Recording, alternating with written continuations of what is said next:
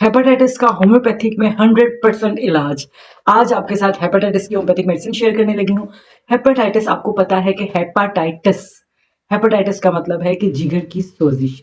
जिगर आपकी बॉडी का सबसे बड़ा ऑर्गन तो है और खामोश और मासूम सा ऑर्गन है, जिसके अंदर जो सैकड़ों किस्म के रोल प्ले करता है, जिसमें चंद एक ही हैं कि आपकी डाइजेशन को अच्छा करता है, आपकी एनर्जी को विटामिन ए और ई की सूरत में स्टोर करता है, बॉडी के अंदर से टॉक्सिक्स को खत्म करता है, ब्लड को प्योरीफाई करता है, आपकी इम्यूनिटी को अच्छा करता है, आपका डाइजेस्टिव सिस्टम है उसको अच्छा करता है। आपको पता है कि हेपेटाइटिस जो है ये हेपेटाइटिस ए है, बी है, सी है, ई है। हेपेटाइटिस ए और बी, जिसमें सबसे ज्यादा जो खतरनाक समझा जाता है वो हेपेटाइटिस सी है।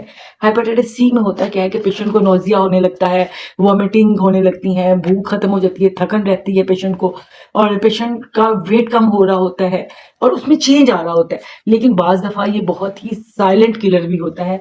हेपेटाइटिस सी आपको कोई भी अलामत नहीं देता। ये आपके अंदर जब कोई ब्लड ट्रांसफर किया जाता है, किसी सिरिंज से हो सकता है आपको, और किसी का आपने कंघी इस्तेमाल कर ली, उससे आपको हो सकता है ट्रांसफर। जहां पर आपका ब्लड ट्रांसफर हो गया वहां पर ये आपको हो सकता है। होम्योपैथी की कौन सी मेडिसिन है जो इसमें बहुत अच्छा इफेक्ट करती है? उसमें सरे फेरिस्ते चेरिडोनियम।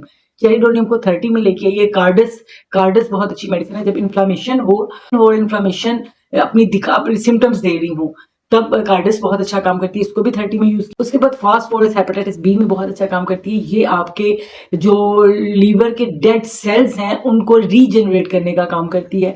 और उसके बाद लाइकोपोडियम। हेपेटाइटिस सी की वजह से आपके डाइजेशन खराब हो जाए, आपको कब्ज हो जाए, आपको भूख ना लगे, आपको फाड़ा हो जाए, आपको डकार आए, तो लाइकोपोडियम 30 में बहुत अच्छा काम करती है। इसको कुछ दिन लीजिए, क्योंकि हेपेटाइटिस सी है तो इसको आपको कम से कम 3 मंथ